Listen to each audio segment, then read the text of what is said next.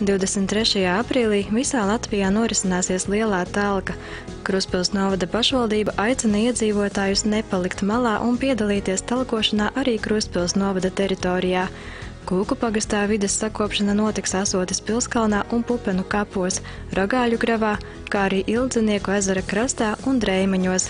Krustpils pagastā pie Prižu kraujas un Baltās krāces, savukārt Atašienas pagastā, Marinzejas muižas parkā, pie Atašienas kultūras nama un pie Atašienas pagasta pārvaldes. Tāpat talkotāji aicināti uz Vīpes pagasta centru, Variešu virzīti, kā arī Mežāres pagasta pārvaldi. Paralēli novada rīkotajām aktivitātēm iedzīvotāji aicināti iesaistīties Baļotes ezera krasta sakopšanas talkā, ko organizē makšķernieki. Savukārt biedrība Livelo aicina ikvienu uz Kūku pagasta mežiem, kur iztīrot grāvu pie Silabebru ezera, tiks izveidota vieta, kur vēlāk norisināsies Kūku MTB maratona distances posms.